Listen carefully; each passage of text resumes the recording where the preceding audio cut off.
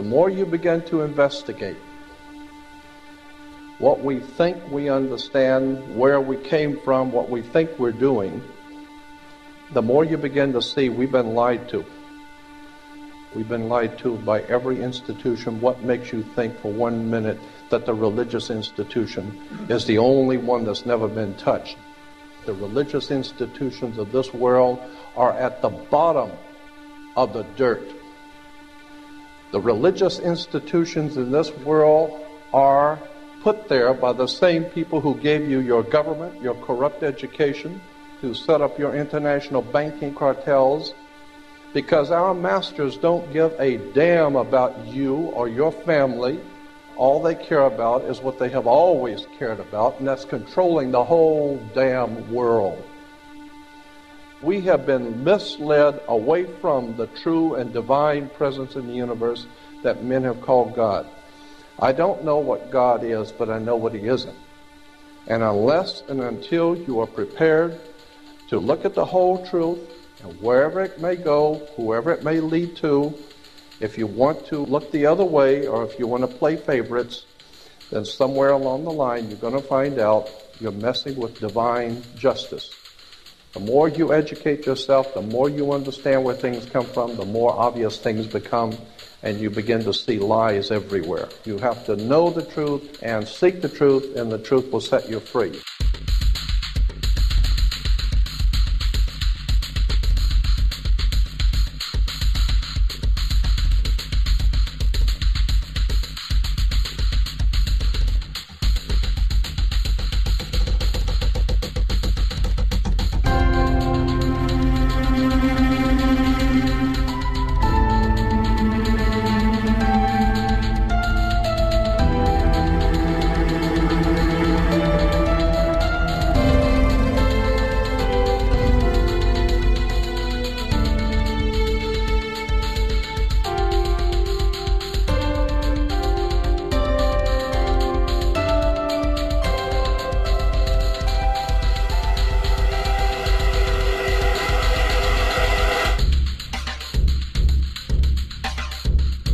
Because I got to tell you the truth, folks. I got to tell you the truth.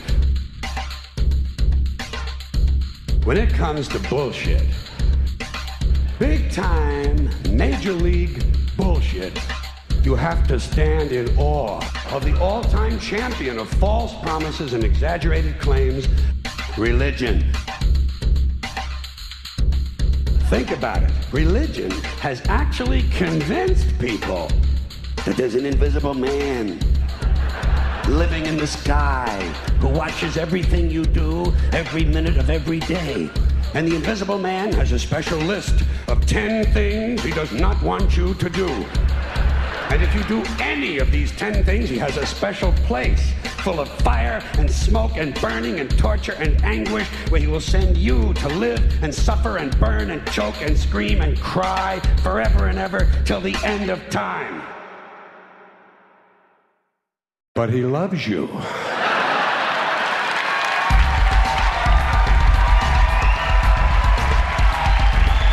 loves you. He loves you and he needs money. He always needs money. He's all powerful, all perfect, all knowing, and all wise. Somehow just can't handle money. Religion takes in billions of dollars, they pay no taxes, and they always need a little more. Now, you talk about a good bullshit story. Holy shit.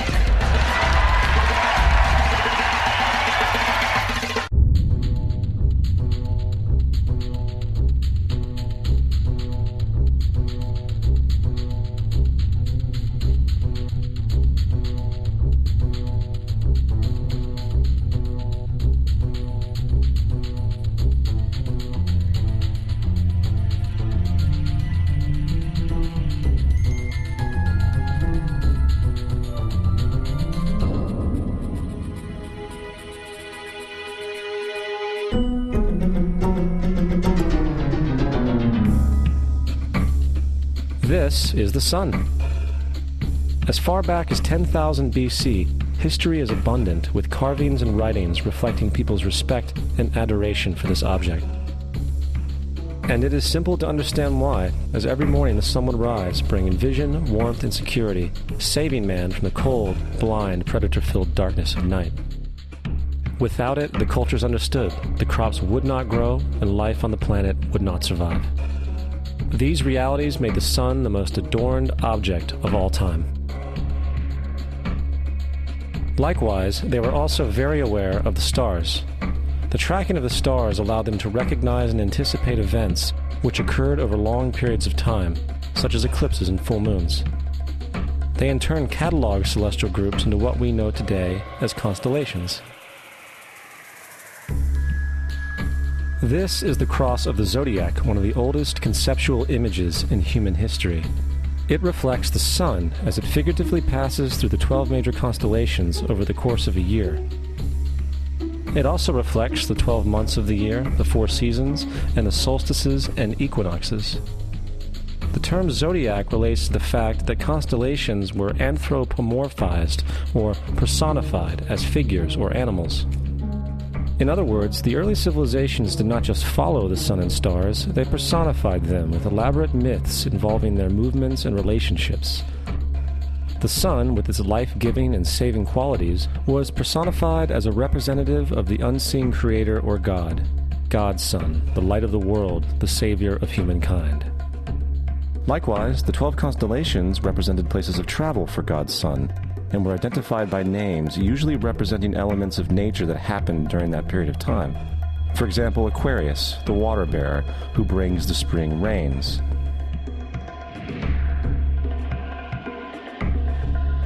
This is Horus. He is the sun god of Egypt of around 3000 BC. He is the sun anthropomorphized, and his life is a series of allegorical myths involving the sun's movement in the sky.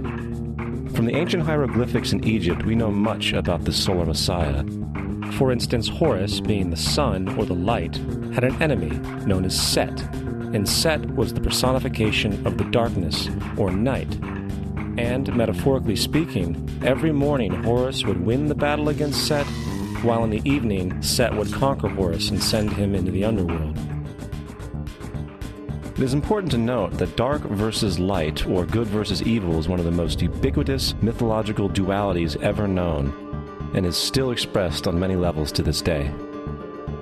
Broadly speaking, the story of Horus is as follows. Horus was born on December 25th of the Virgin Isis Mary. His birth was accompanied by a star in the east, which, in turn, 3 kings followed to locate and adorn the newborn Savior. At the age of 12, he was a prodigal child teacher, and at the age of 30, he was baptized by a figure known as Anup, and thus began his ministry. Horus had 12 disciples he traveled about with, performing miracles such as healing the sick and walking on water. Horus was known by many gestural names such as the Truth, the Light, God's Anointed Son, the Good Shepherd, the Lamb of God, and many others. After being betrayed by Typhon, Horus was crucified, buried for 3 days, and thus resurrected. These attributes of Horus, whether original or not, seem to permeate many cultures of the world, for many other gods are found to have the same general mythological structure. Attis of Phrygia, born of the Virgin Nana on December 25th, crucified, placed in a tomb, and after 3 days was resurrected. Krishna of India, born of the Virgin Devaki, with a star in the east signaling his coming. He performed miracles with his disciples, and, upon his death, was resurrected. Dionysus of Greece, born of a virgin on December 25th, was a traveling teacher who performed miracles such as turning water into wine. He was referred to as the King of Kings, God's only begotten Son, the Alpha and Omega, and many others. And, upon his death, he was resurrected. Mithra of Persia, born of a virgin on December 25th, he had 12 disciples and performed miracles, and upon his death was buried for 3 days and thus resurrected. He was also referred to as the Truth, the Light, and many others. Interestingly, the sacred day of worship of Mithra was Sunday. The fact of the matter is, there are numerous saviors from different periods from all over the world which subscribe to these general characteristics. The question remains, why these attributes? Why the virgin birth on December 25th? Why dead for 3 days in the inevitable resurrection? Why 12 disciples or followers? To find out, let's examine the most recent of the solar messiahs. Jesus Christ was born of the Virgin Mary on December 25th in Bethlehem. His birth was announced by a star in the east, which 3 kings or magi followed to locate and adorn the new Savior. He was a child teacher at 12, and at the age of 30 he was baptized by John the Baptist, and thus began his ministry.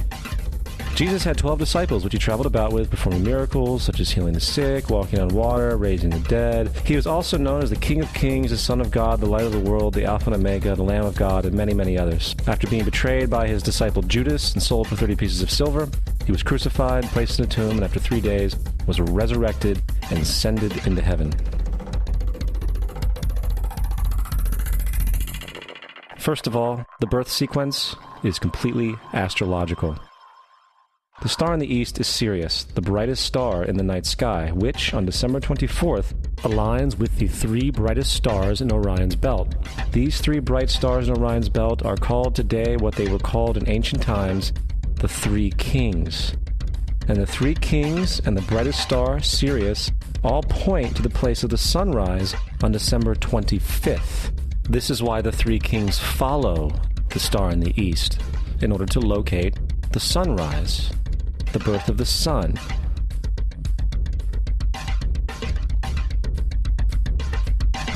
The Virgin Mary is the constellation Virgo, also known as Virgo the Virgin. Virgo in Latin means virgin. The ancient glyph for Virgo is the altered M. This is why Mary, along with other virgin mothers, such as Adonis's mother Myra or Buddha's mother Maya, begin with an M. Virgo is also referred to as the house of bread, and the representation of Virgo is a virgin holding a sheaf of wheat. This house of bread and its symbol of wheat represents August and September, the time of harvest. In turn, Bethlehem, in fact, literally translates to house of bread. Bethlehem is thus a reference to the constellation Virgo, a place in the sky, not on earth. There's another very interesting phenomenon that occurs around December 25th, or the winter solstice. From the summer solstice to the winter solstice, the days become shorter and colder. And from the perspective of the northern hemisphere, the sun appears to move south and get smaller and more scarce. The shortening of the days and the expiration of the crops when approaching the winter solstice symbolize the process of death to the ancients. It was the death of the sun. And by December 22nd, the sun's demise was fully realized, for the sun, having moved south continually for 6 months, makes it to its lowest point in the sky. Here a curious thing occurs. The sun stops moving south, at least perceivably, for 3 days. And during this 3-day pause, the sun resides in the vicinity of the Southern Cross, or Crux, constellation. And after this time, on December 25th, the sun moves 1 degree, this time north, foreshadowing longer days, warmth, and spring. And thus it was said, the sun died on the cross, was dead for 3 days, only to be resurrected or born again. This is why Jesus and numerous other sun gods share the crucifixion, 3-day death, and resurrection concept. It is the sun's transition period before it shifts its direction back into the northern hemisphere, bringing spring and thus salvation. However, they did not celebrate the resurrection of the sun until the spring equinox, or Easter. This is because at the spring equinox, the sun officially overpowers the evil darkness, as daytime thereafter becomes longer in duration than the night, and the revitalizing conditions of spring emerge. Now, probably the most obvious of all the astrological symbolism around Jesus regards the 12 disciples. They are simply the 12 constellations of the zodiac, which Jesus, being the sun, travels about with. In fact, the number 12 is replete throughout the Bible.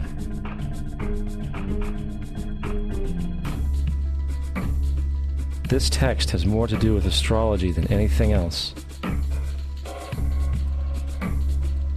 Coming back to the cross of the zodiac, the figurative life of the sun, this was not just an artistic expression or tool to track the sun's movement.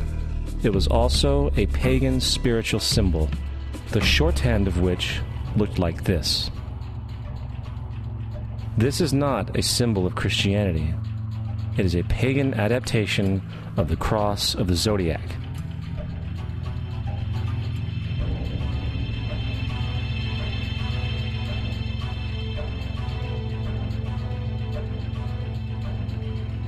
This is why Jesus in early occult art is always shown with his head on the cross, for Jesus is the Son of God, the light of the world, the risen Savior who will come again, as it does every morning, the glory of God who defends against the works of darkness, as he is born again every morning and can be seen coming in the clouds, up in heaven, with his crown of thorns or sun rays.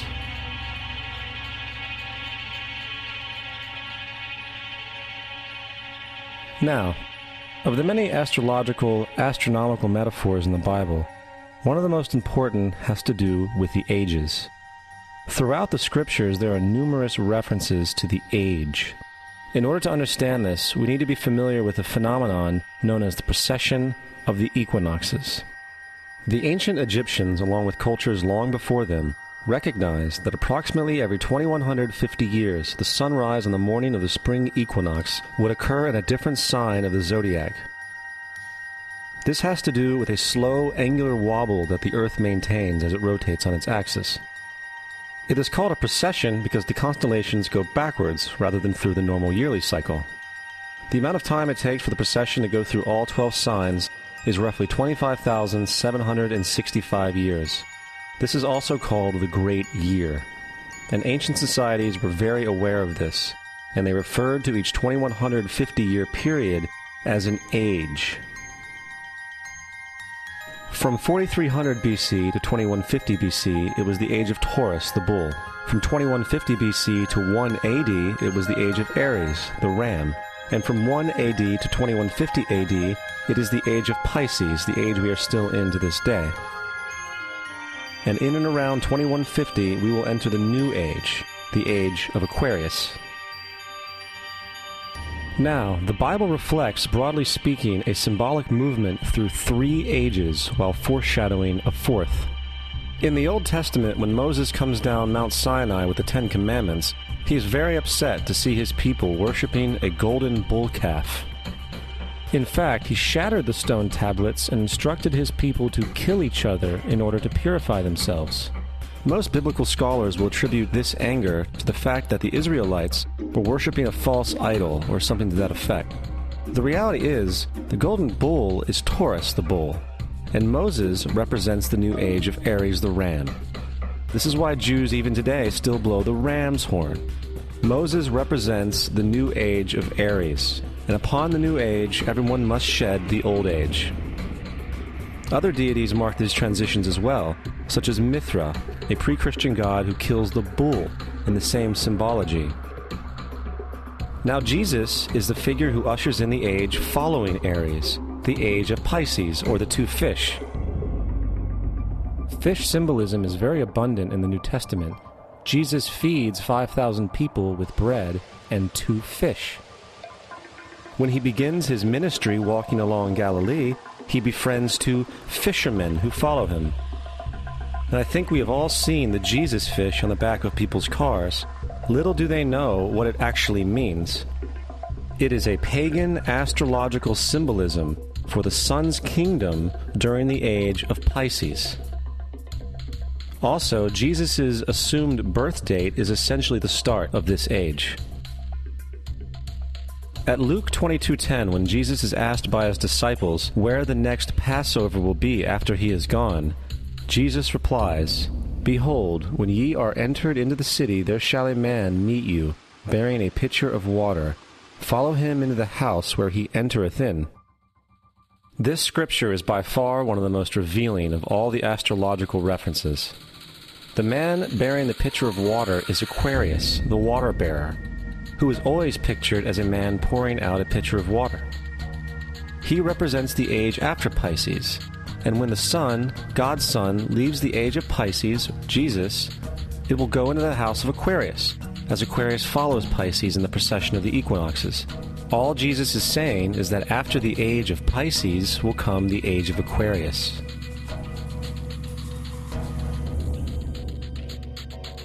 Now, we have all heard about the end times and the end of the world. The cartoonish depictions in the book of Revelation aside, the main source of this idea comes from Matthew 28:20, where Jesus says, "I will be with you even to the end of the world." However, in the King James Version, world is a mistranslation, among many mistranslations. The actual word being used is eon, which means age. I will be with you even to the end of the age, which is true, as Jesus' solar Piscean personification will end when the sun enters the age of Aquarius. The entire concept of end times and the end of the world is a misinterpreted astrological allegory. Let's tell that to the approximately 100 million people in America who believe the end of the world is coming. Furthermore, the character of Jesus being a literary and astrological hybrid is most explicitly a plagiarization of the Egyptian sun god Horus.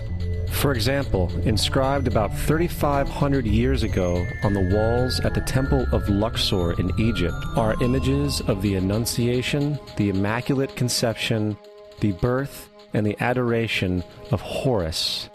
The images begin with Thoth announcing to the Virgin Isis that she will conceive Horus, then Neph, the Holy Ghost, impregnating the Virgin, and then the virgin birth and the adoration. This is exactly the story of Jesus' miracle conception. In fact, the literary similarities between the Egyptian religion and the Christian religion are staggering.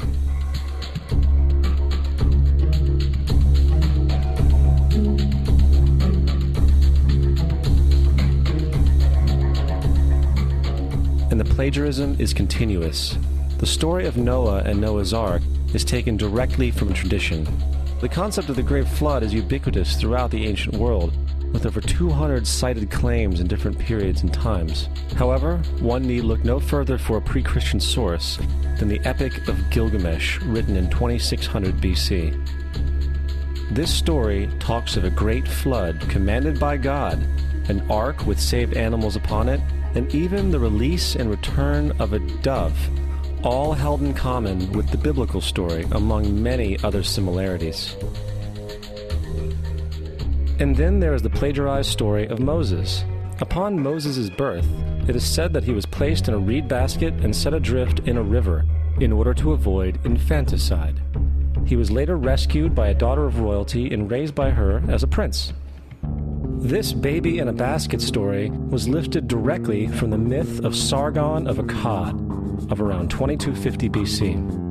Sargon was born, placed in a reed basket in order to avoid infanticide, and set adrift in a river. He was in turn rescued and raised by Aki, a royal midwife. Furthermore, Moses is known as the lawgiver, the giver of the Ten Commandments, the Mosaic Law. However, the idea of a law being passed from God to a prophet up on a mountain is also a very old motif. Moses is just another lawgiver in a long line of lawgivers in mythological history. In India, Manu was the great lawgiver. In Crete, Minos ascended Mount Dicta, where Zeus gave him the sacred laws, while in Egypt there was Meses, who carried stone tablets and upon them the laws of God were written. Manu, Minos, Meses, Moses. And as far as the Ten Commandments, they are taken outright from spell 125 in the Egyptian Book of the Dead. What the Book of the Dead phrased, "I have not stolen," became "Thou shalt not steal." "I have not killed," became "Thou shalt not kill." "I have not told lies," became "Thou shalt not bear false witness," and so forth. In fact, the Egyptian religion is likely the primary foundational basis for the Judeo-Christian theology.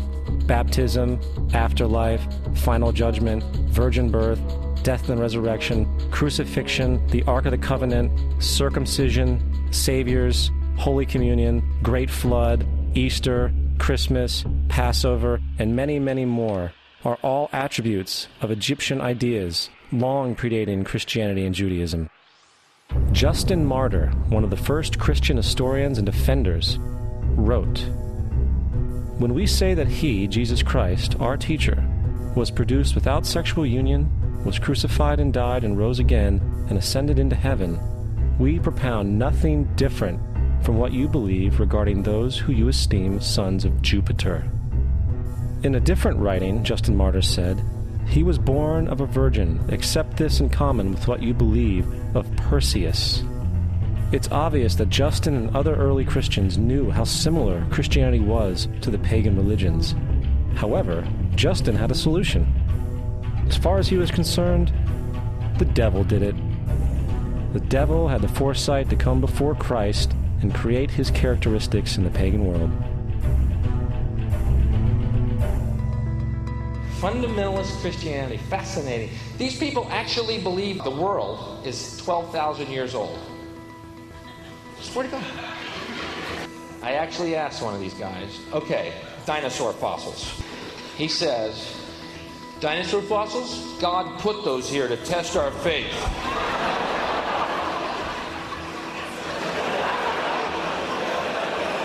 I think God put you here to test my faith, dude.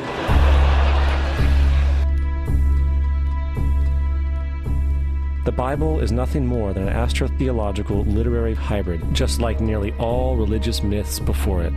In fact, the aspect of transference of one character's attributes to a new character can be found within the book itself. In the Old Testament, there is the story of Joseph. Joseph was a prototype for Jesus. Joseph was born of a miracle birth. Jesus was born of a miracle birth. Joseph was of 12 brothers. Jesus had 12 disciples. Joseph was sold for 20 pieces of silver. Jesus was sold for 30 pieces of silver. Brother Judah suggests the sale of Joseph. Disciple Judas suggests the sale of Jesus. Joseph began his work at the age of 30. Jesus began his work at the age of 30. The parallels go on and on. Furthermore, is there any non-biblical historical evidence of any person living with the name Jesus, the son of Mary, who traveled about with 12 followers, healing people and the like? There are numerous historians who lived in and around the Mediterranean, either during or soon after the assumed life of Jesus. How many of these historians document this figure? Not one. However, to be fair, that doesn't mean defenders of the historical Jesus haven't claimed the contrary. 4 historians are typically referenced to justify Jesus' existence. Pliny the Younger, Suetonius, and Tacitus are the first 3. Each one of their entries consists of only a few sentences at best, and only refer to Christus or the Christ, which in fact is not a name but a title. It means the Anointed One. The 4th source is Josephus, and this source has been proven to be a forgery for hundreds of years. Sadly, it is still cited as truth. You would think that a guy who rose from the dead and ascended into heaven for all eyes to see and performed the wealth of miracles acclaimed to him would have made it into the historical record. It didn't, because once the evidence is weighed, there are very high odds that the figure known as Jesus did not even exist.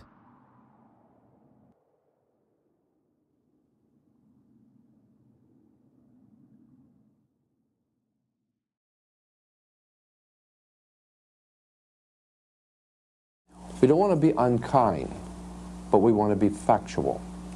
We don't want to cause hurt feelings, but we want to be academically correct in what we understand and know to be true.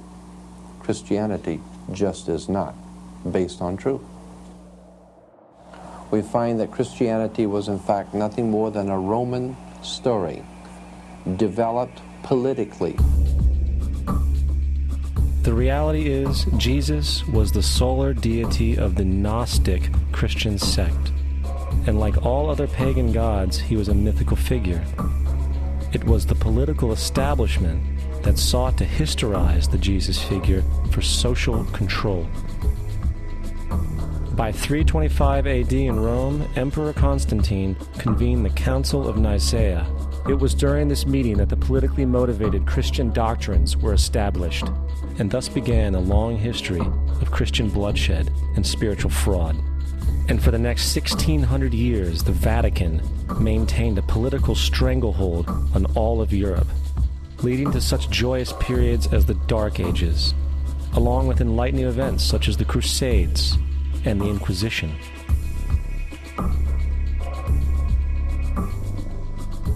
Christianity, along with all other theistic belief systems, is the fraud of the age. It serves to detach the species from the natural world, and likewise each other. It supports blind submission to authority. It reduces human responsibility to the effect that God controls everything, and in turn awful crimes can be justified in the name of a divine pursuit. And most importantly, it empowers those who know the truth, but use the myth to manipulate and control societies. The religious myth is the most powerful device ever created and serves as the psychological soil upon which other myths can flourish.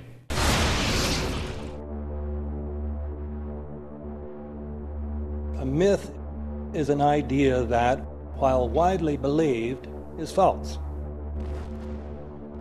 In a deeper sense, in the religious sense, a myth serves as an orienting and mobilizing story for a people. The focus is not on the story's relation to reality, but on its function. A story cannot function unless it is believed to be true in the community or the nation. It is not a matter of debate. If some people have the bad taste to raise the question of the truth of the sacred story, the keepers of the faith do not enter into debate with them. They ignore them or denounce them as blasphemers. It is wrong, blasphemous, and sinful for you to suggest, imply, or help other people come to the conclusion that the U.S. government killed 3,000 of its own citizens.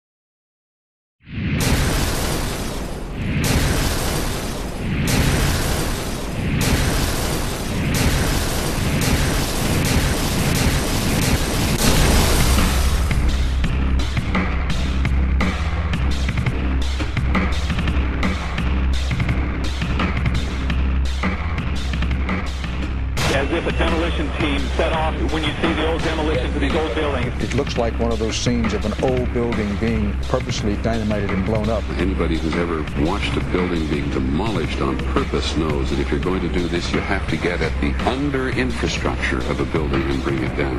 The way the structure is collapsing, this was the result of something that was planned. It's not accidental that the first tower just happened to collapse and then the second tower just happened to collapse in exactly the same way. How they accomplished this, we don't know. The building collapsed to dust. You don't find a desk. You don't find a chair. You don't find a telephone, a computer. The biggest piece of a telephone I found was half of the keypad, and it was about this big. What happened to the concrete? The concrete was pulverized from river to river. There was dust powder 2-3 inches thick. The concrete was just pulverized. Reminiscent of those pictures we've all seen too much on television before, when a building was deliberately destroyed by well-placed dynamite to knock it down. If they had detonated, they were planned to take down a building. Boom, boom, boom, boom, boom. I heard a second explosion. There was a heavy-duty explosion. Then there was some secondary explosions and then subsequent collapses. An explosion blew and it knocked everybody over. To me, it sounded like an explosion. It sounded like gunfire. Bang, bang, bang, bang, bang. And then all of a sudden, 3 big explosions. We heard a big explosion coming down. And then the entire top of the building just blew up. We saw some kind of explosion. By the force of the explosions. Big explosion. Blew it back into the 8th floor. Then we get to the lobby. This is a big explosion. The lobby looked as though a bomb had exploded there. A huge explosion now raining debris. It's been a huge explosion. Huge explosion that we all heard and felt. We just witnessed some kind of follow-up explosion. We heard a very loud blast explosion. The secondary explosion at Tower 1 camp. That is another bomb going off. He thinks that there were actually devices that were planted in the building. Planted in the building.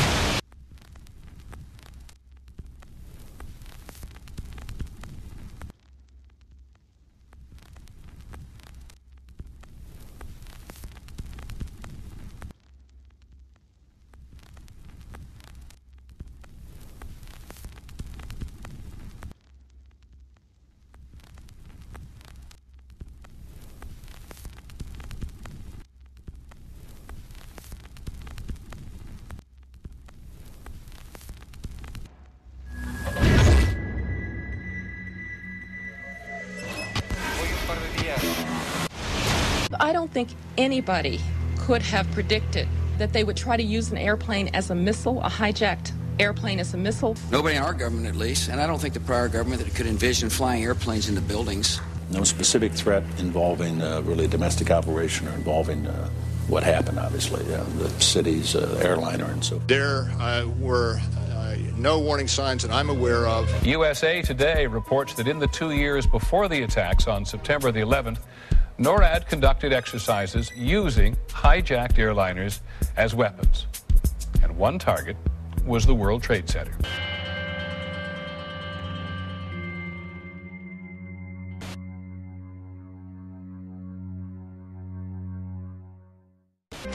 In confidential documents from the Philippines obtained by CNN, the plan was clear.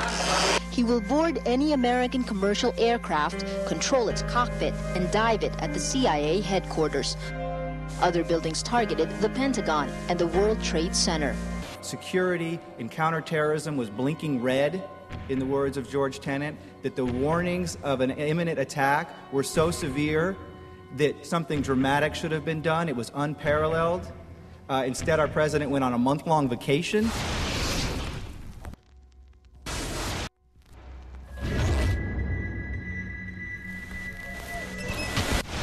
The head of Pakistani intelligence at the ISI, Mahmoud Ahmed, requested Omar Sheikh to wire $100,000 to Mohammed Atta, who was the lead hijacker. Hijacker Mohammed Atta received wire transfers via Pakistan. The man sending the money to Atta is believed to be Ahmed Umar Saeed Sheikh. Omar Sheikh admitted he was supported by the Pakistan government's intelligence service, the ISI.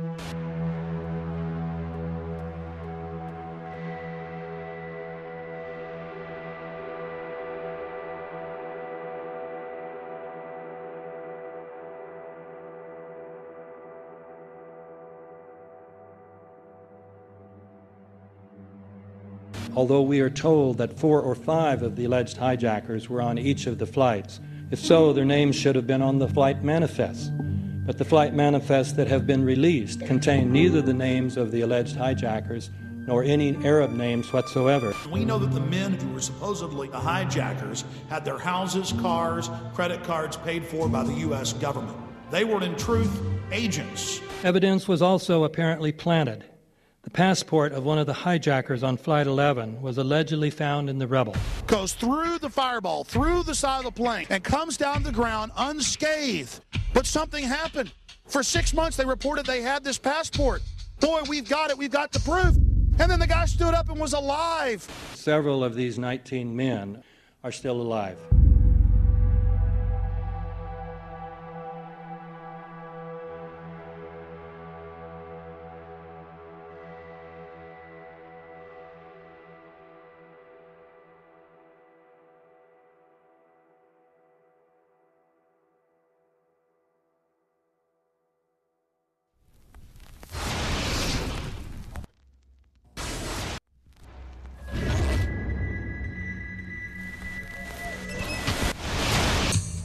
Of course we're after Saddam Hussein, bin Laden. He's January 2001, the Bush administration orders the FBI and intelligence agencies to back off investigations involving the bin Laden family, including 2 of Osama bin Laden's relatives, who were living, guess where, in Falls Church, Virginia, right next to CIA headquarters. When he was already America's most wanted criminal, he reportedly spent 2 weeks in the American hospital in Dubai, was treated by an American doctor, and visited by the local CIA agent. We have not seen one piece of evidence that links Osama bin Laden directly to the planning stages of September 11th. This failure to provide proof was later said to be unnecessary because bin Laden, in a video allegedly found in Afghanistan, admitted responsibility for the attacks. This confession is now widely cited as proof.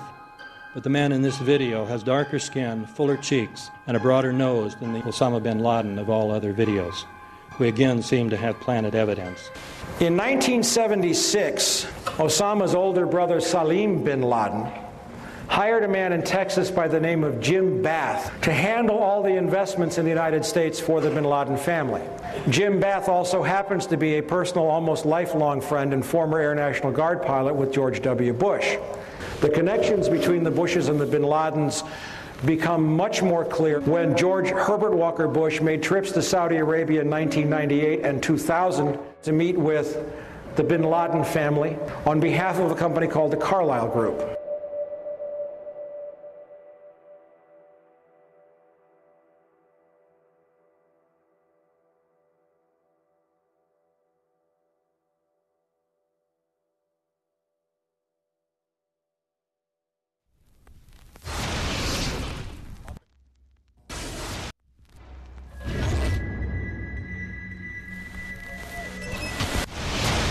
How could anyone fly a 60-ton, 125-foot wide, 44-foot tall plane through this obstacle course? The aircraft, before striking the Pentagon, reportedly executed a 270-degree downward spiral, and yet Hani Hanjour was known as a terrible pilot who could not safely fly even a small plane.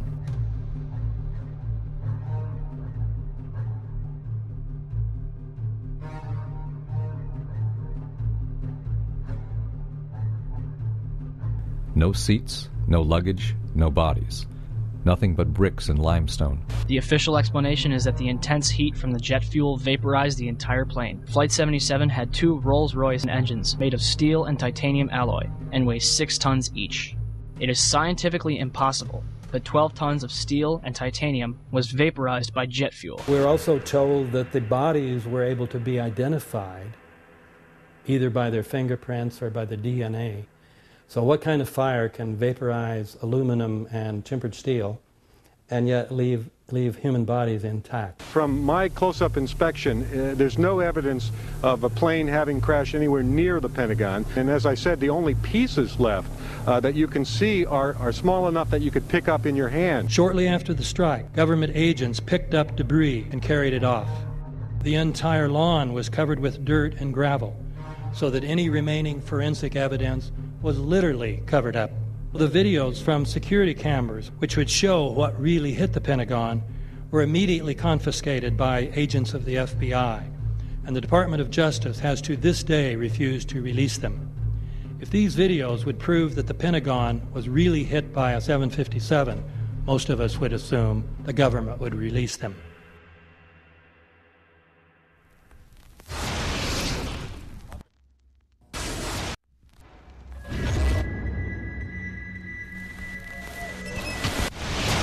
It looks like there's nothing there except for a hole in the ground. Basically, that's right. The only thing you could see from where we were was a big gouge in the earth and some broken trees.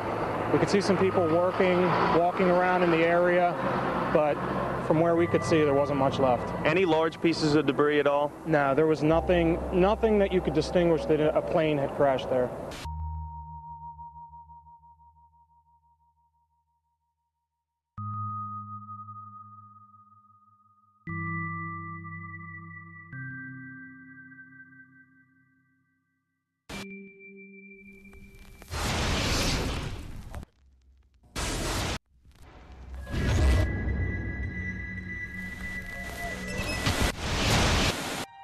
Pancake theory, according to which the fires, while not melting the steel, heated it up sufficiently to cause the floors weakened by the airplane strikes to break loose from the steel columns, and this started a chain reaction. So you would expect then from that theory, which is the official theory, to see a whole stack of floors piled up on top of each other and then a spindle of core columns standing too. The core of each of the twin towers consisted of 47 massive steel columns. If the floors had broken loose from them, these columns would have still been sticking up into the air 1,000 feet. The plane did not cut all those core columns. We designed the buildings to take the impact of the Boeing 707 hitting the building at any location. The building probably could sustain multiple impacts of jetliners. That the plane flew straight into the building. Through him, right. Yeah. So you're saying that the building was actually designed to cope with a hole like that and still survive? Yeah, it was. If you had dropped, say, a billiard ball from the top of the World Trade Center, 110 floors up there, it would have taken 8 to 10 seconds to hit the ground encountering no resistance whatsoever. The Twin Towers came down in nearly free-fall speed. 200,000 tons of steel shatters and explodes outwards over 500 feet. This means that floors shattered at an average rate of about 10 floors per second.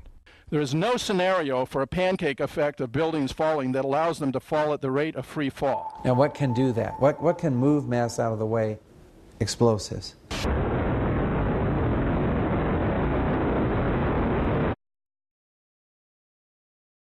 "47 huge steel columns going up the core. They're interconnected.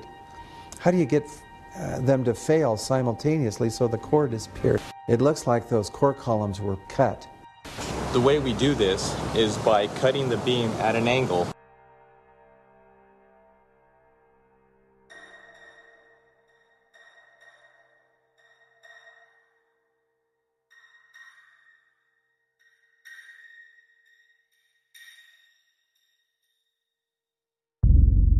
I started looking at the molten metal. All three buildings, both towers in the rubble, in the basement areas, and Building 7, there's these pools of molten metal.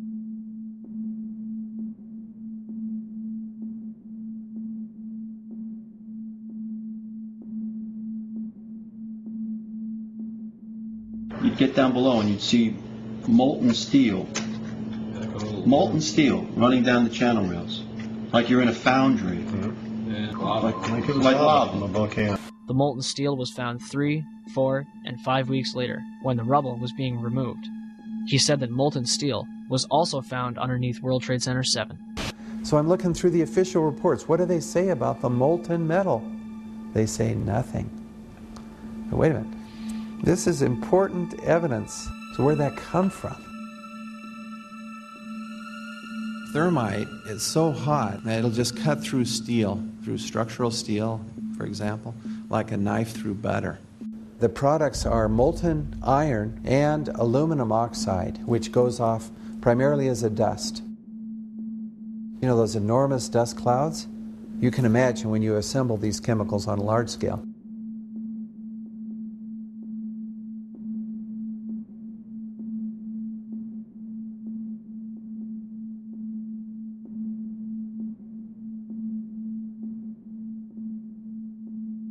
Molten metal pools under both towers after they collapsed, and Building 7. Now, Building 7 wasn't even hit by a jet.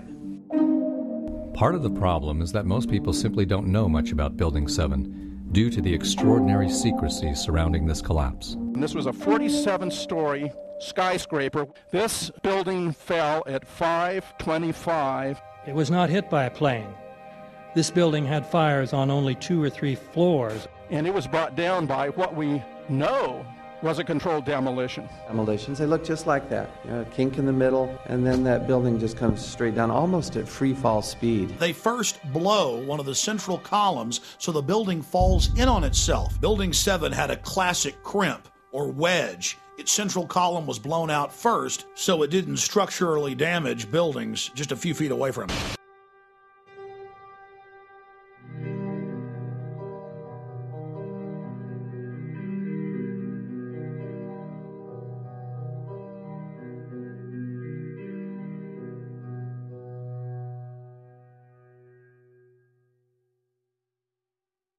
Our office was on the B1 level. As I was talking to a supervisor at 8:46, and all of a sudden we hear, boom! An explosion so hard that pushed us upwards. And it came from the basement between the B2 level and the B3 level. And when I went to verbalize, we hear, boom! The impact of the plane on the top. As I'm walking by the main freight corridor building in the corridor, that's when I got blown. I mean, the impact of the explosion threw me to the floor, and that's when everything started happening. All of a sudden, a big impact happened again, and all the ceiling tile was falling down, the light fixtures were falling. You know, you got to go clear across the whole from 1 to 2 World Trade Center, and then all of a sudden, it happened all over again. Something else hit us to the floor. Right in the basement, you felt it. Walls were caving in, everything that was going on.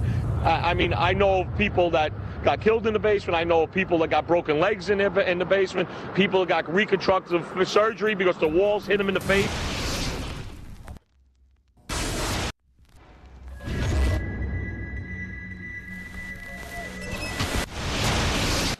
According to standard operating procedure, if an FAA flight controller notices anything that suggests a possible hijacking, the controller is to contact a superior. If the problem cannot be fixed within about a minute, the superior is to ask NORAD, the North American Aerospace Command, to send up or scramble jet fighters to find out what is going on. NORAD then issues the scramble order to the nearest Air Force base with fighters on alert.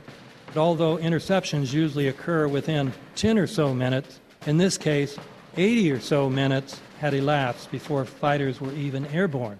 It's a mind-bending anomaly. Not a single U.S. Air Force interceptor turns a wheel until it's too late. There are no jets at all. What if they were so confused and had been so deliberately confused that they couldn't respond?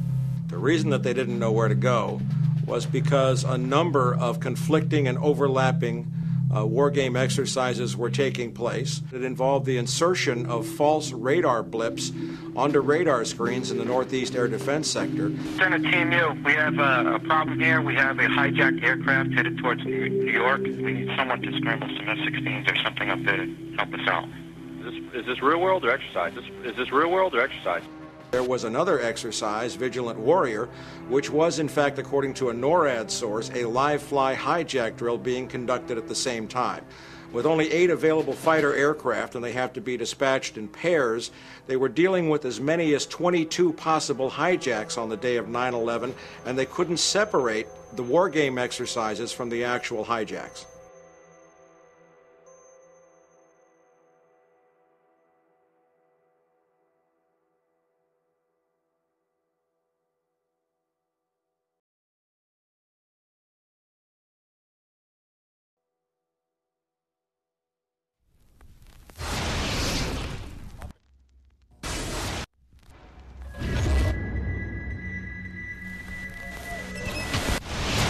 Page 172.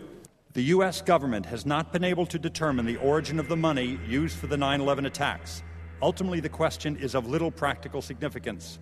The American authorities have not managed to trace the source of the funding. And then the most amazingly disingenuous statement, ultimately, is it of little consequence. It is of massive consequence. Doesn't it matter who paid for 9/11? The collapse of Building 7 has been recognized as especially difficult to explain. The 9/11 Commission report implicitly admitted that it could not explain the collapse of this building by not even mentioning it.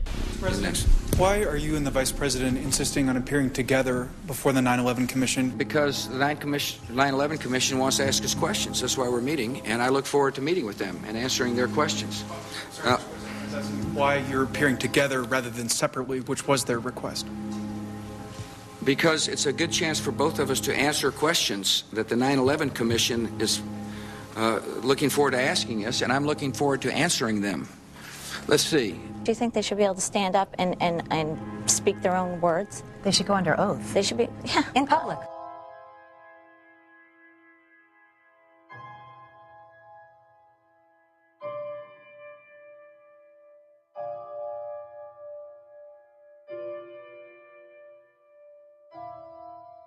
Don't you think that the families deserve to have a transcript or to be able to see what you Adam, said? you asked me that question yesterday. I got the same answer, yeah. The final report was a unanimous report. That means that if there was a single commissioner who had any objection about anything, that fact would be dropped from the report. We have found out that he not only served on the transition team of the Bush administration, that he was a person who wrote a draft memo for the setup of the Bush administration's National Security Council, that he was an individual who wrote the preemptive war strategy that was eventually used for the war in Iraq, that he is a close friend of Condoleezza Rice's. We want him to resign. There is literally nothing in the 9/11 report that the Bush administration did not approve of. We can understand, therefore, why the Commission, under Zelikow's leadership, would have ignored all the evidence that would point to the truth, that 9/11 was a false flag operation intended to authorize the doctrines and funds needed for a new level of imperial mobilization.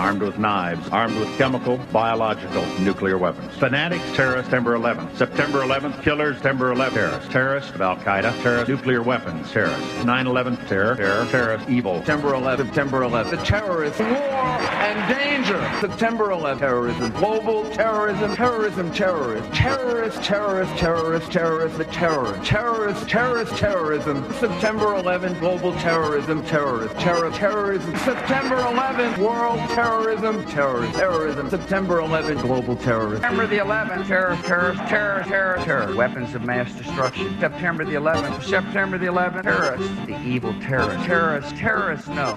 Terrorism. The words are hypnotically repeated. Terrorism, terrorist, terrorist threat, and of course, believed to be linked to Al-Qaeda. But it's the so-called war on terrorism that's in our faces practically 24/7 as the inescapable focus of our existence. One day, our grandchildren will look back on this time and ask, how was the war on terror won? The entire U.S. ruling class, ruling elite, comes to see terrorism as the preferred means, indeed the only means, to provide social cohesion, to provide an enemy image for the society to keep it together. According to neocon theory from Carl Schmitt, you have to have an enemy image in order to have a society. It's a very dangerous thing because now it means that the entire social order, the political parties, intellectual life, politics in general, all based on a monstrous myth.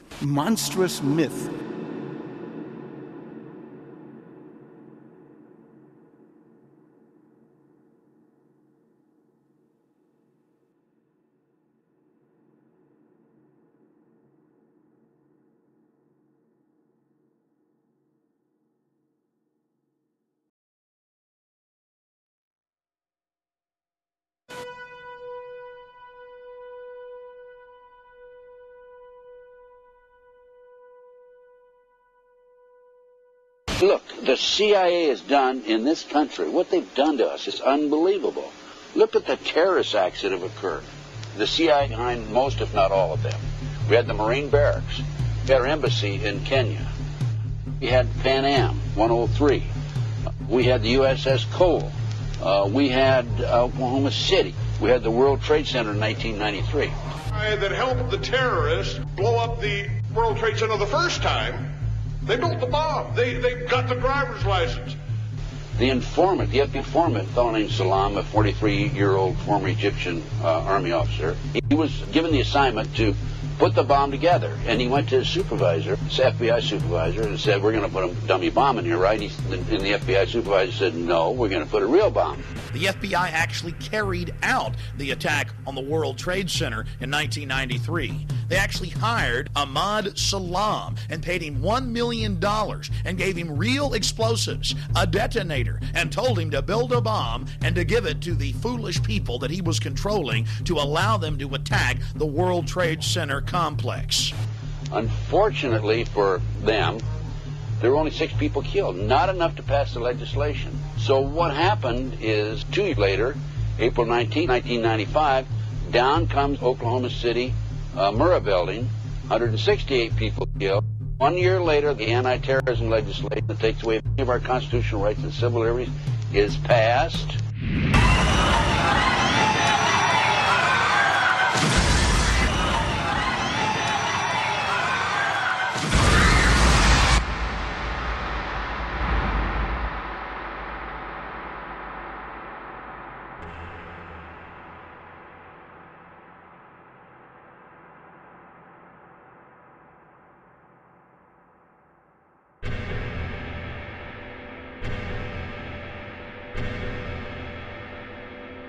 Because at 9:30 this morning, we were actually running an exercise for over a company of 1,000 people in London, based on simultaneous bombs going off precisely at the railway stations that happened this morning.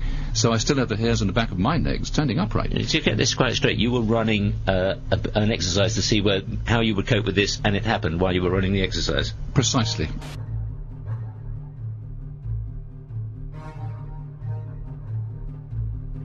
Supposed to believe is some kind of coincidence, there was also an anti-terrorist drill going on 7/7. And again, just like 9/11, they were talking about attacks on the same targets, the same kind of tube stations, and exactly the same time as the actual attack happened, providing some kind of cover for what must be operations orchestrated in some way by the state.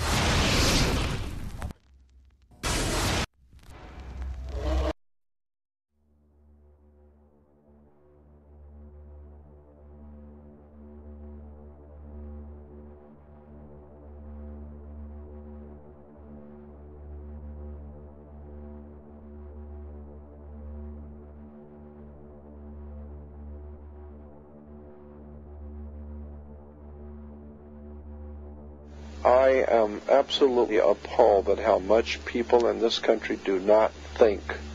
We are given to understand that, that an Arabic guy out there up in the mountains financed the most elaborate attack on this country. Do you think some people in a cave,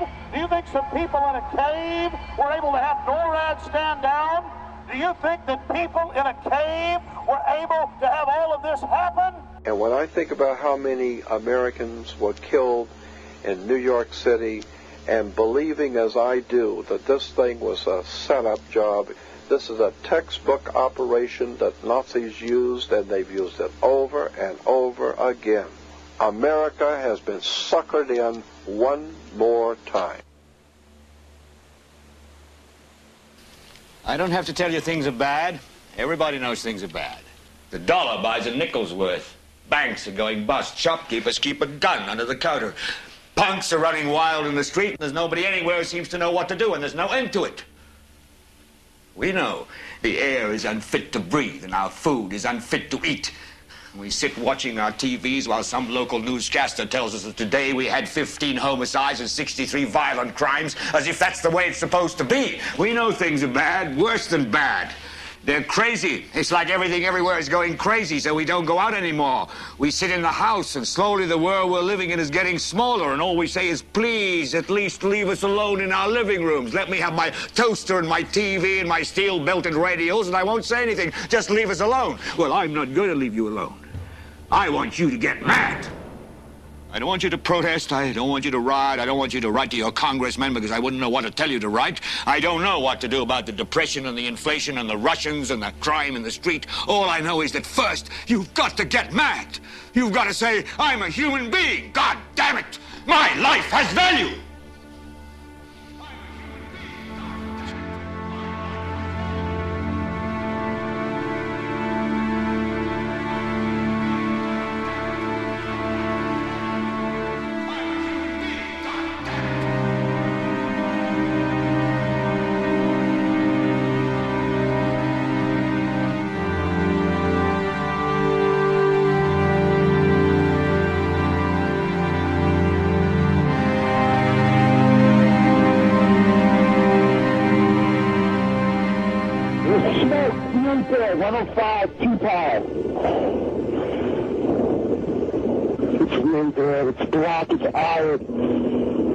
My wife thinks I'm all right. I called her and said I was leaving the building. I was fine, and bang.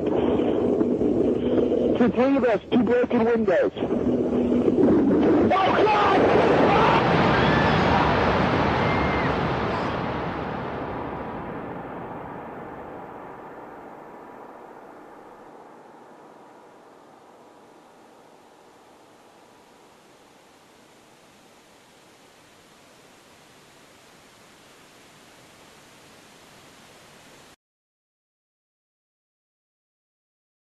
Ladies and gentlemen, the very word secrecy is repugnant in a free and open society, and we are, as a people, inherently and historically opposed to secret societies, to secret oaths, and to secret proceedings. For we are opposed around the world by a monolithic and ruthless conspiracy that relies primarily on covert means for expanding its sphere of influence, on infiltration instead of invasion, on subversion instead of elections, on intimidation instead of free choice. It is a system which has conscripted vast human and material resources into the building of a tightly knit, highly efficient machine that combines military, diplomatic, intelligence, economic, scientific, and political operations. Its preparations are concealed, not published. Its mistakes are buried, not headlined. Its dissenters are silenced, not praised. No expenditure is questioned, no secret is revealed. That is why the Athenian lawmaker Solon decreed it a crime for any citizen to shrink from controversy. I am asking your help in the tremendous task of informing and alerting the American people, confident that with your help, man will be what he was born to be, free and independent.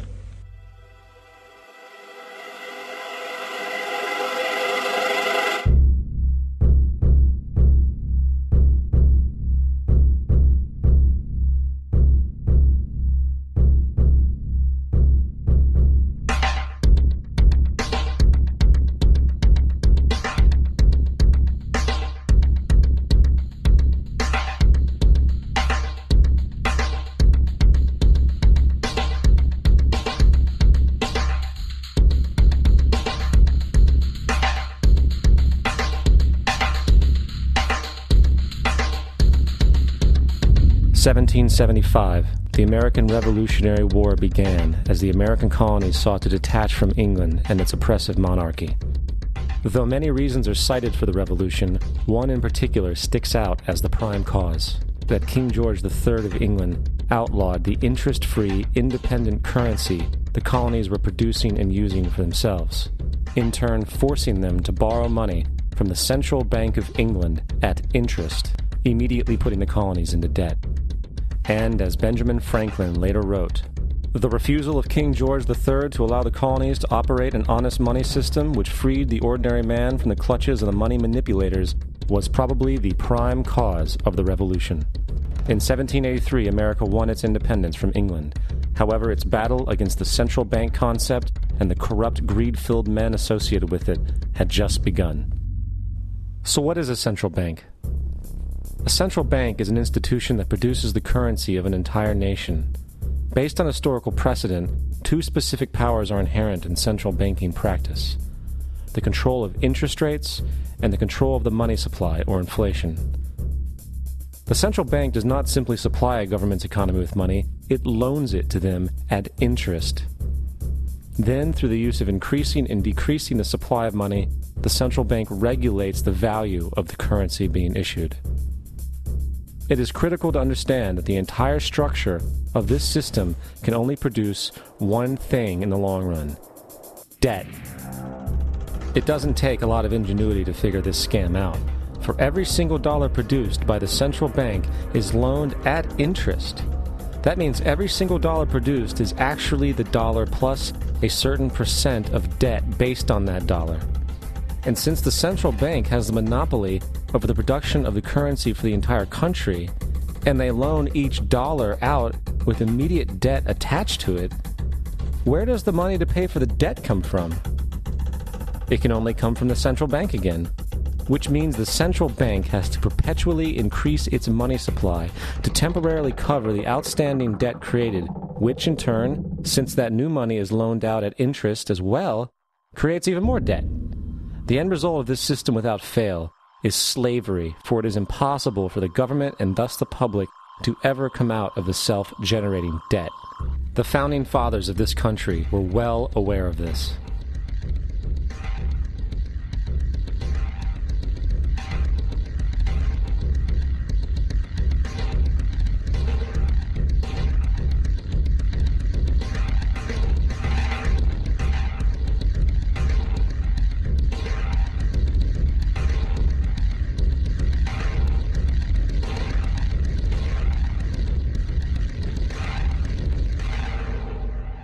By the early 20th century, the U.S. had already implemented and removed a few central banking systems, which were swindled into place by ruthless banking interests.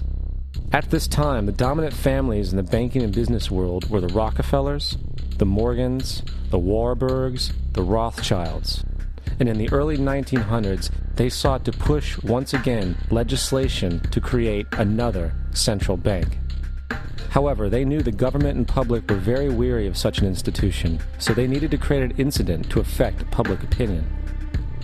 So, J.P. Morgan, publicly considered a financial luminary at the time, exploited his mass influence by publishing rumors that a prominent bank in New York was insolvent or bankrupt. Morgan knew this would cause mass hysteria, which would affect other banks as well. And it did. The public, in fear of losing their deposits, immediately began mass withdrawals. Consequently, the banks were forced to call in their loans, causing the recipients to sell their property, and thus a spiral of bankruptcies, repossessions, and turmoil emerged. Putting the pieces together a few years later, Frederick Allen of Life magazine wrote, "The Morgan interests took advantage to precipitate the panic, guiding it shrewdly as it progressed." Unaware of the fraud, the Panic of 1907 led to a congressional investigation headed by Senator Nelson Aldrich, who had intimate ties to the banking cartels and later became part of the Rockefeller family through marriage. The commission, led by Aldrich, recommended a central bank should be implemented so a panic like 1907 could never happen again. This was the spark the international bankers needed to initiate their plan. In 1910, a secret meeting was held at a J.P. Morgan estate on Jekyll Island off the coast of Georgia. It was there that the central banking bill called the Federal Reserve Act was written. This legislation was written by bankers, not lawmakers. This meeting was so secretive, so concealed from government and public knowledge that the 10 or so figures who attended disguised their names when en route to the island. After this bill was constructed, it was then handed over to their political frontman, Senator Nelson Aldrich, to push through Congress. And in 1913, with heavy political sponsorship by the bankers, Woodrow Wilson became president, having already agreed to sign the Federal Reserve Act in exchange for campaign support.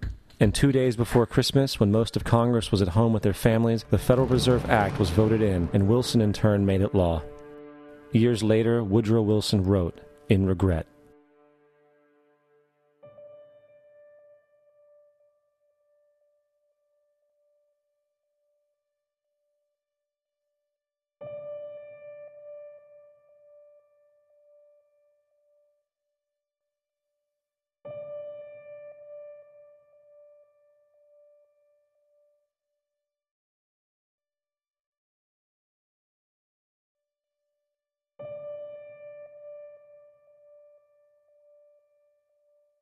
Congressman Louis McFadden also expressed the truth after the passage of the bill.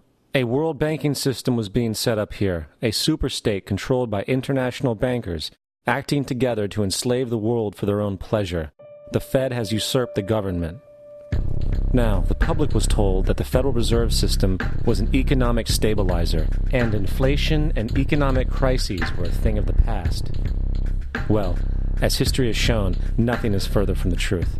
The fact is, the international bankers now had a streamlined machine to expand their personal ambitions. It's alive! It's alive! It's alive! For example, from 1914 to 1919, the Fed increased the money supply by nearly 100%, resulting in extensive loans to small banks and the public. Then, in 1920, the Fed called in mass percentages of the outstanding money supply, thus resulting in the supporting banks having to call in huge numbers of loans, and, just like 1907, bank runs, bankruptcy, and collapse occurred. Over 5,400 competitive banks outside of the Federal Reserve System collapsed, further consolidating the monopoly of a small group of international bankers. Privy to this crime, Congressman Lindbergh stepped up and said in 1921, "Under the Federal Reserve Act, panics are scientifically created. The present panic is the first scientifically created one, worked out as we figure a mathematical equation." However, the panic of 1920 was just a warm-up. From 1921 to 1929, the Fed again increased the money supply, resulting once again in extensive loans to the public and banks. There was also a fairly new type of loan called a margin loan in the stock market. Very simply, the margin loan allowed an investor to put down only 10% of a stock's price, with the other 90% being loaned through the broker. In other words, a person could own $1,000 worth of stock with only $100 down. This method was very popular in the roaring 1920s, as everyone seemed to be making money in the market. However, there was a catch to this loan. It could be called in at any time and had to be paid within 24 hours. This is termed a margin call, and the typical result of a margin call is the selling of the stock purchased with the loan. So, a few months before October in 1929, J.D. Rockefeller, Bernard Baruch, and other insiders quietly exited the market.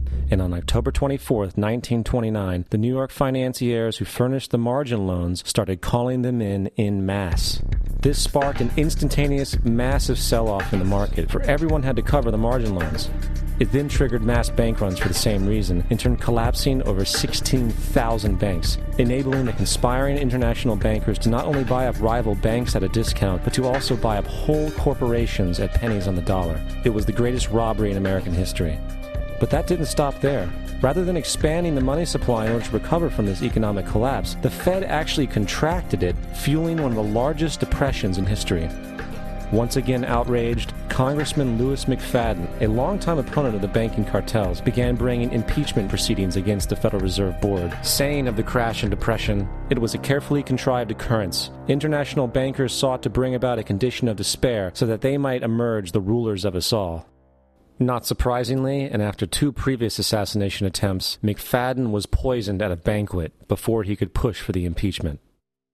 Now, having reduced the society to squalor, the Federal Reserve bankers decided that the gold standard should be removed. In order to do this, they needed to acquire the remaining gold in the system. So, under the pretense of helping to end the Depression, came the 1933 gold seizure.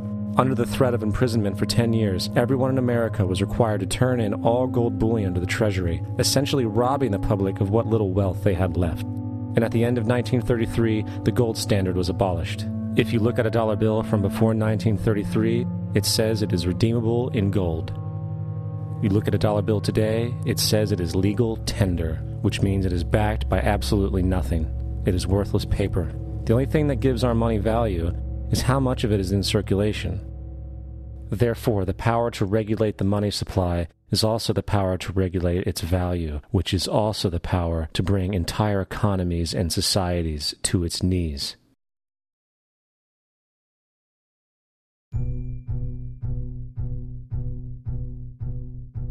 It's important to clearly understand the Federal Reserve is a private corporation. It is about as Federal as Federal Express. It makes its own policies and is under virtually no regulation by the U.S. government. It is a private bank that loans all the currency at interest to the government, completely consistent with the fraudulent central banking model that the country sought to escape from when it declared independence in the American Revolutionary War.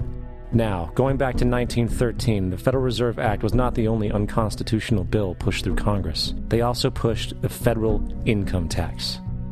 It's worthwhile to point out that the American public's ignorance towards the federal income tax is a testament to how dumbed down and oblivious the American population really is. First of all, the federal income tax is completely unconstitutional, as it is a direct, unapportioned tax. All direct taxes have to be apportioned to be legal based on the Constitution. Secondly, the required number of states in order to ratify the amendment to allow the income tax was never met, and this has even been cited in modern court cases.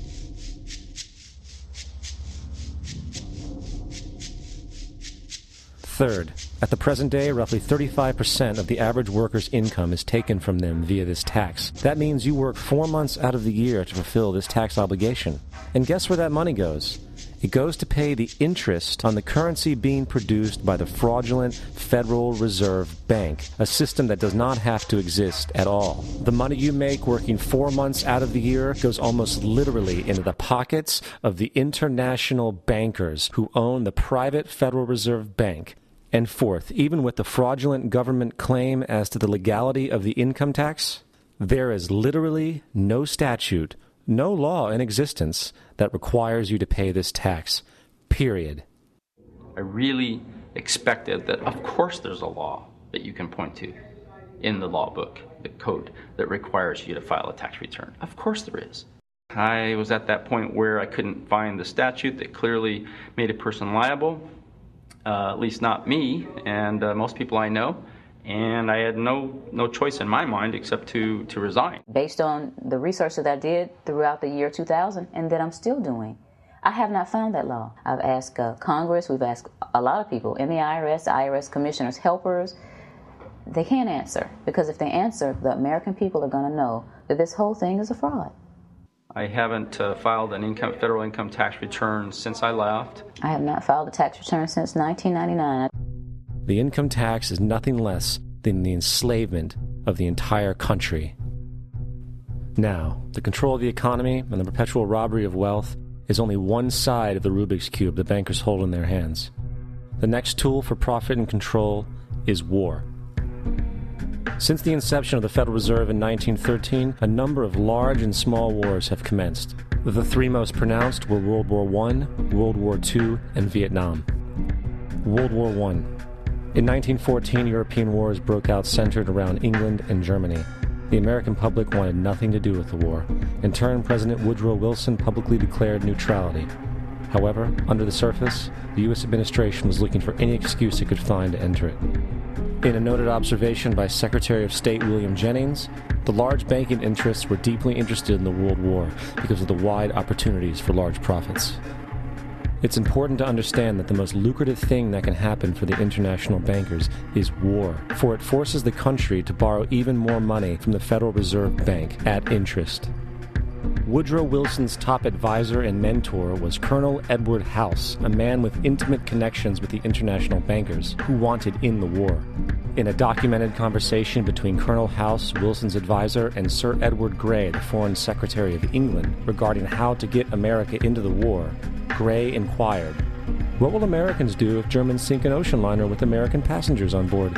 House responded, "I believe that a flame of indignation would sweep the United States, and that by itself would be sufficient to carry us into war." So, on May 7, 1915, on essentially the suggestion of Sir Edward Grey, a ship called the Lusitania was deliberately sent into German-controlled waters where German military vessels were known to be. And, as expected, German U-boats torpedoed the ship, exploding stored ammunition, killing 1,200 people. To further understand the deliberate nature of this setup, the German embassy actually put advertisements in the New York Times telling people that if they boarded the Lusitania, they did so at their own risk, as such a ship sailing from America to England through the war zone would be liable to destruction. In turn, and as anticipated, the sinking of the Lusitania caused a wave of anger among the American population, and America entered the war a short time after. The First World War caused 323,000 American deaths. J.D. Rockefeller made $200 million off of it. Not to mention the war cost about $30 billion for America, most of which was borrowed from the Federal Reserve Bank at interest, furthering the profits of the international bankers. World War II. On December 7, 1941, Japan attacked the American fleet at Pearl Harbor, triggering our entry into that war. President Franklin D. Roosevelt declared the attack was a day that will live in infamy. A day of infamy indeed, but not because of the alleged surprise attack on Pearl Harbor. After 60 years of surfacing information, it is clear that not only was the attack on Pearl Harbor known weeks in advance, it was outright wanted and provoked. Roosevelt, whose family had been New York bankers since the 18th century, whose uncle Frederick was on the original Federal Reserve Board, was very sympathetic to the interests of the international bankers, and the interest was to enter the war, as we've seen, nothing is more profitable for international bankers than war. In a journal entry by Roosevelt's Secretary of War Henry Stimson, dated November 25, 1941, he documented a conversation he had with Roosevelt. The question was, how should we maneuver them into firing the first shot? It was desirable to make sure the Japanese be the ones to do this, so that there should remain no doubt as to who were the aggressors. In the months leading up to the attack on Pearl Harbor, Roosevelt had done almost everything in his power to anger the Japanese, showing a posture of aggression. He halted all of Japan's imports of American petroleum. He froze all the Japanese assets in the United States. He made public loans to nationalist China and supplied military aid to the British, both enemies of Japan in the war, which, by the way, is completely in violation of international war rules. And on December 4th, 3 days before the attack, Australian intelligence told Roosevelt about a Japanese task force moving towards Pearl Harbor. Roosevelt ignored it. So, as hoped and allowed, on December 7th, 1941, Japan attacked Pearl Harbor, killing 2,400 soldiers. Before Pearl Harbor, 83% of the American public wanted nothing to do with the war. After Pearl Harbor, 1 million men volunteered for the war. It is important to note, Nazi Germany's war effort was largely supported by two organizations, one of which was called IG Farben. IG Farben produced 84% of Germany's explosives, and even the Zyklon B used in the concentration camps to kill millions. One of the unspoken partners of IG Farben was J.D. Rockefeller's Standard Oil Company in America. In fact, the German Air Force could not operate without a special additive patented by Rockefeller's Standard Oil. The drastic bombing of London by Nazi Germany, for example, was made possible by a $20 million sale of fuel to IG Farben by the Rockefeller Standard Oil Company. This is just one small point on the topic of how American business funded both sides of World War II. One other treasonous organization worth mentioning is the Union Banking Corporation of New York City. Not only did it finance numerous aspects of Hitler's rise to power, along with actual materials during the war, it was also a Nazi money laundering bank, which was eventually exposed for having millions of dollars of Nazi money in its vaults. The Union Banking Corporation of New York was eventually seized for violations of the Trading with the Enemy Act. Guess who the director and vice president of the Union Bank was? Prescott Bush, our current president's grandfather, and of course our former president's father. Keep that in mind when considering the moral and political dispositions of the Bush family. Vietnam. The United States' official declaration of war on North Vietnam in 1964 came after an alleged incident involving 2 U.S. destroyers being attacked by North Vietnamese PT boats in the Gulf of Tonkin. This was known as the Gulf of Tonkin Incident. This single situation was the catalytic pretext for massive troop deployment and full-fledged warfare. One problem, however, the attack on the U.S. destroyers by Vietnamese PT boats never happened. It was a completely staged event to have an excuse to enter the war. Former Secretary of Defense Robert McNamara stated years later that the Gulf of Tonkin incident was a mistake, while many other insiders and officers have come forward, relaying that it was a contrived farce, a complete lie. Once in the war, it was business as usual. In October 1966, President Lyndon Johnson lifted trading restrictions on the Soviet bloc, knowing full well that the Soviets were providing upwards of 80% of North Vietnam's war supplies. Consequently, Rockefeller interests financed factories in the Soviet Union, which the Soviets used to manufacture military equipment and send it to North Vietnam. However, the funding of both sides of this conflict was only one side of the coin. In 1985, Vietnam's rules of engagement were declassified. This detailed what American troops were and were not allowed to do in the war. It included absurdities like North Vietnamese anti-aircraft missile systems could not be bombed until they were known to be fully operational. No enemy could be pursued once they crossed the border of Laos or Cambodia. And most revealing of all, the most critical strategic targets were not allowed to be attacked unless initiated by high military officials. Apart from these imposed ludicrous limitations, North Vietnam was informed of these restrictions and therefore could base entire strategies around the limitations of the American forces. This is why the war went on so long. And the bottom line is this: the Vietnam War was never meant to be won, just sustained. This war for profit resulted in 58,000 American deaths and 3 million dead Vietnamese. So, where are we now? September 11th was the jumpstart for what is now an accelerated agenda by the ruthless elite. It was a staged war pretext no different than the sinking of the Lusitania, the provoking of Pearl Harbor, and the Gulf of Tonkin lie. In fact, if 9/11 wasn't a planned war pretext, it would be an exception to the rule. It has been used to launch 2 unprovoked illegal wars, one against Iraq and one against Afghanistan. However, 9/11 was a pretext for another war as well, the war against you. The Patriot Act, Homeland Security, the Military Tribunals Act, and other legislations are all completely and entirely designed to destroy your civil liberties and limit your ability to fight back against what is coming. Currently in the United States, unannounced to most brainwashed Americans, your home can be searched without a warrant, without you being home. You can in turn be arrested with no charges revealed to you, detained indefinitely with no access to a lawyer, and legally tortured, all under the suspicion that you might be a terrorist. If you need a painted picture of what is happening in this country, let's recognize how history repeats itself. In February 1933, Hitler staged a false flag attack, burning down his own German parliament building, the Reichstag, and blamed it on communist terrorists. In the next few weeks, he passed the Enabling Act, which completely eradicated the German Constitution, destroying people's liberties. He then led a series of preemptive wars, all justified to the German people as necessary to maintaining Homeland Security.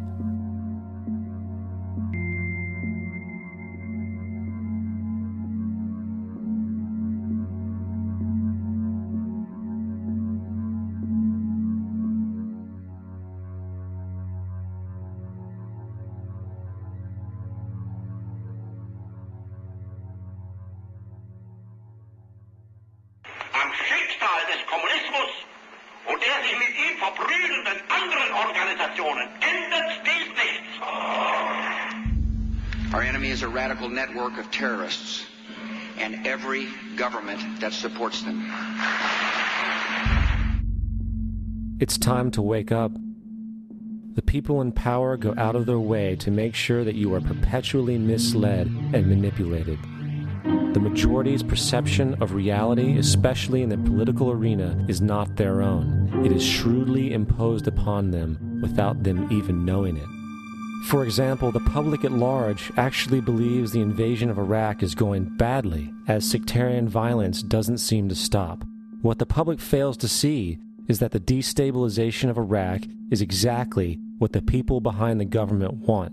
This war is to be sustained so the region can be divided up, domination of the oil maintained, continual profits reaped for the defense contractors, and most importantly, permanent military bases established to be used as a launching pad against other oil-bearing, non-conforming countries such as Iran and Syria.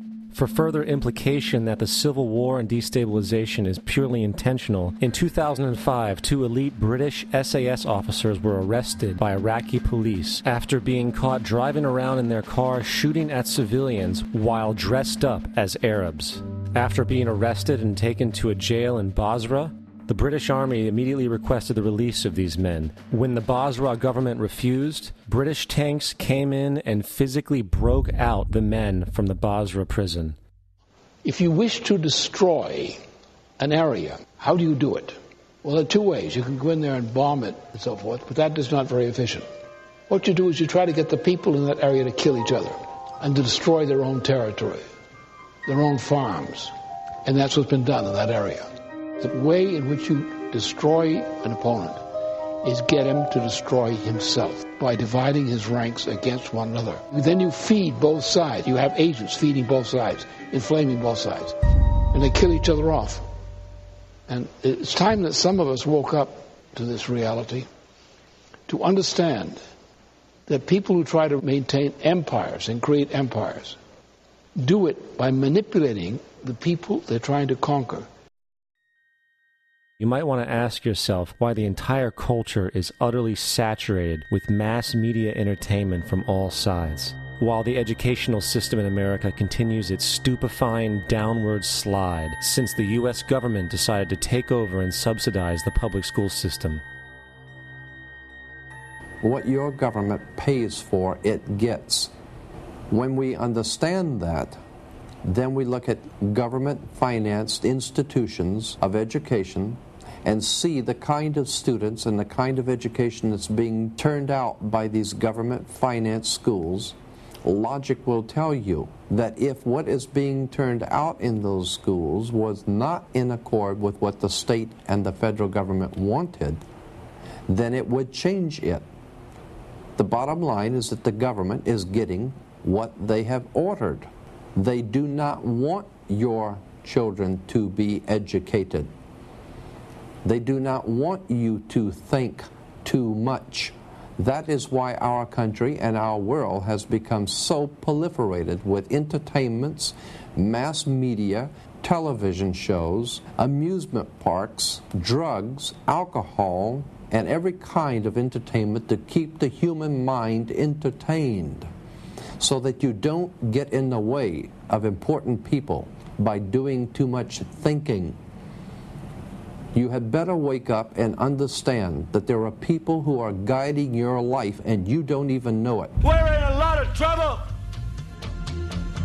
because you people and 62 million other Americans are listening to me right now, because less than 3% of you people read books, because less than 15% of you read newspapers, Because the only truth you know is what you get over this tube. Right now, there is a whole, an entire generation that never knew anything that didn't come out of this tube. This tube is the gospel, the ultimate revelation. This tube can make or break presidents, popes, prime ministers. This tube is the most awesome goddamn force in the whole godless world. And woe is us if it all falls into the hands of the wrong people. And when the largest company in the world controls the most awesome goddamn propaganda force in the whole godless world, who knows what shit will be peddled for truth on this network. So you listen to me. Listen to me. Television is not the truth. Television is a goddamn amusement park. Television is a circus, a carnival, a traveling troupe of acrobats, storytellers, dancers, singers, jugglers, sideshow freaks, lion tamers, and football players. We're in the boredom-killing business. But you people sit there day after day, night after night, all ages, colors, creeds. We're all you know. You're beginning to believe the illusions we're spinning here. You're beginning to think that the tube is reality and that your own lives are unreal. You do whatever the tube tells you. You dress like the tube. You eat like the tube. You raise your children like the tube. You even think like the tube. This is mass madness, you maniacs. In God's name, you people are the real thing. We are the illusion. The last thing the men behind the curtain want is a conscious, informed public capable of critical thinking, which is why a continually fraudulent zeitgeist is output via religion, the mass media, and the educational system. They seek to keep you in a distracted, naive bubble, and they are doing a damn good job of it. In 2005, an arrangement between Canada, Mexico, and the United States was made. This arrangement, unannounced to the public, unregulated by Congress, merges the United States, Mexico, and Canada into one entity, erasing all borders.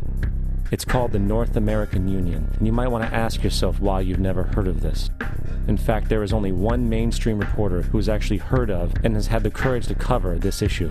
The Bush administration's open borders policy and its decision to ignore the enforcement of this country's immigration laws is part of a broader agenda. President Bush signed a formal agreement that will end the United States as we know it, and he took the step without approval from either the U.S. Congress or the people of the United States. It's a deal that few have even heard of. It's being done again by very few people at the very top on behalf of the investment class, but the working class of people, political officials across our country, from communities, from cities and so forth, they don't know anything about this. This isn't some trade agreement. It is a total removal of sovereignty from these countries, which will also result in a completely new currency called the Amero. Fall. Apart from that, I think one thing people who are dollar-based need to focus on is the Amero. That's the one thing that nobody's talking about that I think is going to have a big impact on everybody's life in Canada, the U.S., and Mexico. The Amero is the proposed new currency for the North American community, which is being developed right now between Canada, the U.S., and Mexico to make a borderless community, much like the EU, and the dollar, Canadian dollar, U.S. dollar, and the Mexican peso replaced by the Amero. By default of this agreement, the American Constitution will eventually be obsolete. You would think that a situation like this would be on the cover of every major newspaper. That is until you realize that the people who are behind this movement are the same people behind the mainstream media, and you are not told what you're not supposed to know. The North American Union is the same concept as the European Union, the African Union, and the soon-to-be Asian Union, and the same people are behind all of them. And, when the time is right, the North American Union, the European Union, the African Union, and the Asian Union will be merged together, forming the final stages of a plan these men have been working on for over 60 years. A one-world government.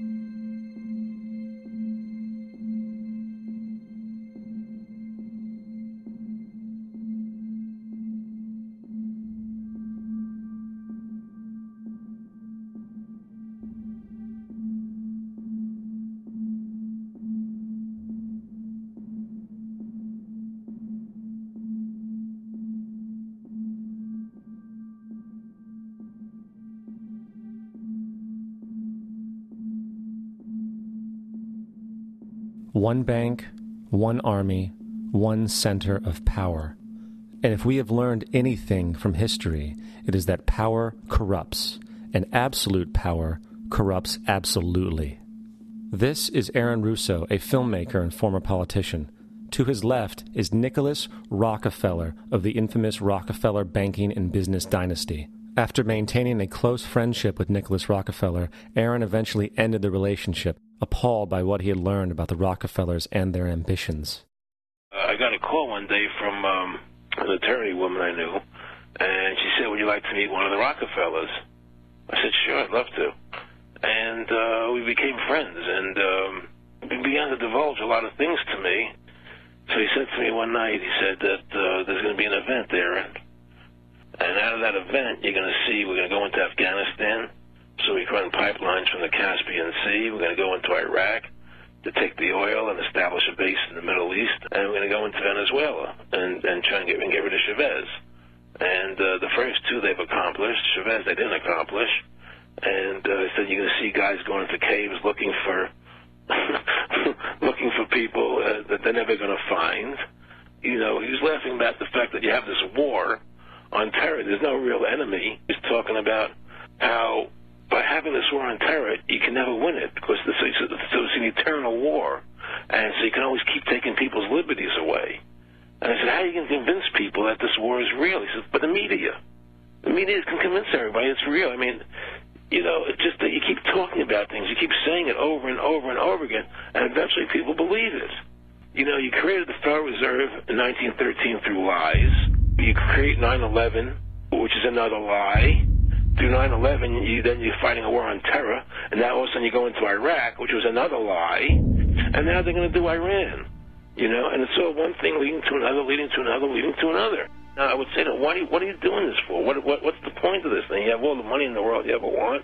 You have all the power. I said, you know, you're hurting people. It's not a good thing. And he would say, what do you care about the people for? Take care of yourself and you take care of your family. And then I said to him, what are the ultimate goals here? He said, the ultimate goal is to get everybody in this world chipped with the RFID chip and have all money be on those chips and everything on those chips. And if anybody wants to protest what we do or violate what we want, we just turn off their chip. That's right, microchipped. In 2005, Congress, under the pretense of immigration control and the so-called war on terrorism, passed the REAL ID Act, under which it is projected by May 2008, you will be required to carry around a federal identification card, which includes on it a scannable barcode with your personal information. However, this barcode is only an intermediary step before the card is equipped with a VeriChip RFID tracking module, which will use radio frequencies to track your every move on the planet. If this sounds foreign to you, please note that the RFID tracking chip is already in all new American passports. And the final step is the implanted chip, which many people have already been manipulated into accepting under different pretenses. We have a Florida family who are really pioneers in a brave new world. They have volunteered to be the first ever to have microchip identification devices implanted into their body. After 9/11, I was really concerned with the security of my family. I wouldn't mind having something planted permanently in my arm that would identify me. In the end, everybody will be locked into a monitored control grid where every single action you perform is documented. And if you get out of line, they can just turn off your chip, for at that point in time, every single aspect of society will revolve around interactions with the chips. This is the picture that is painted for the future if you open your eyes to see it. A centralized one-world economy where everyone's moves and everyone's transactions are tracked and monitored, all rights removed. The most incredible aspect of all. These totalitarian elements will not be forced upon the people. The people will demand them. For the social manipulation of society through the generation of fear and division has completely detached humans from their sense of power and reality. A process which has been going on for centuries, if not millennia. Religion, patriotism, race, wealth, class, and every other form of arbitrary, separatist identification and thus conceit has served to create a controlled population, utterly malleable in the hands of the few. Divide and conquer is the motto, and as long as people continue to see themselves as separate from everything else, they lend themselves to being completely enslaved. The men behind the curtain know this, and they also know that if people ever realize the truth of their relationship to nature and the truth of their personal power, the entire manufactured zeitgeist they prey upon will collapse like a house of cards.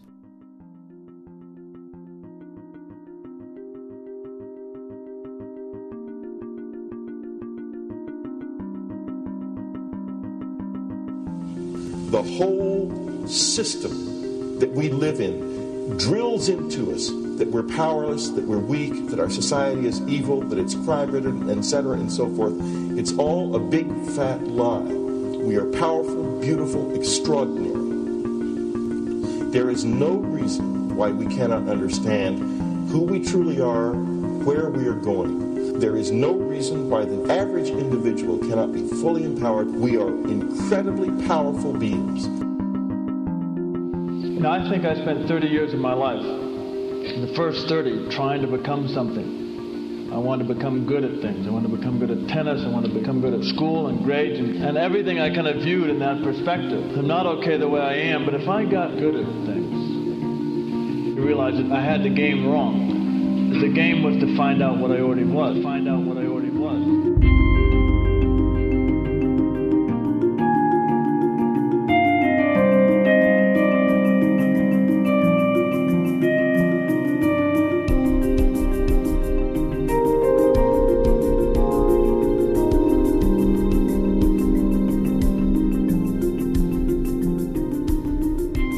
Now, in our culture, we've been trained for individual differences to stand out. So you look at each person, immediately it is brighter, dumber, older, younger, richer, poorer, and we make all these dimensional distinctions, put them in categories and treat them that way. And we get so that we only see others as separate from ourselves in the ways in which they're separate. And one of the dramatic characteristics of experience is being with another person and suddenly seeing the ways in which they are like you, not different from you. And experiencing the fact that which is essence in you and which is essence in me is indeed one. The understanding that there is no other. It is all one. And I wasn't born Richard Albert. I was just born as a human being. And then I learned this whole business of who I am and whether I'm good or bad or achieving or not. All that's learned along the way.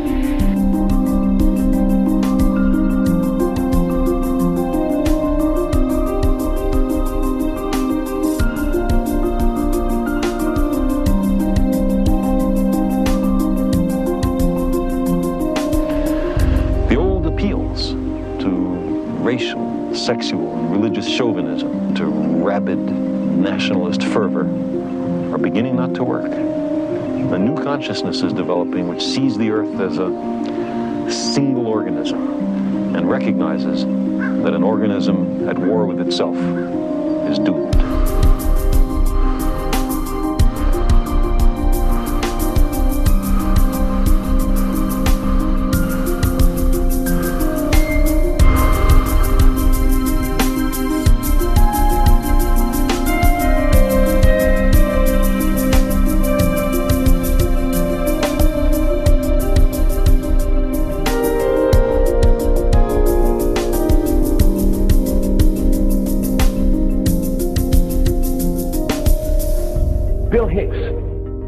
Finish his shows with this. Life's like a ride in an amusement park. And when you go on it, you think it's real, because that's how powerful our minds are. And the ride goes up and down and round and round. It has thrills and chills, and it's very brightly colored. And it's very loud, but it's fun for a while. Some have been on the ride for a long time, and they begin to question, is this real, or is this just a ride? And other people have remembered, and they come back to us and they say, hey, don't worry. Don't be afraid ever, because this is just a ride. And we kill those people. Shut him up. I've got a lot invested in this ride. Shut him up. Look at my furrows of worry. Look at my big bank account. My family. This has to be real. It's just a ride. But we'll kill those good guys who try and tell us that. You ever notice that? And let the demons run amok? But it doesn't matter, because it's just a ride, and we can change it anytime we want. It's only a choice. No effort, no work, no job, no savings of money. Just a choice right now between fear and love.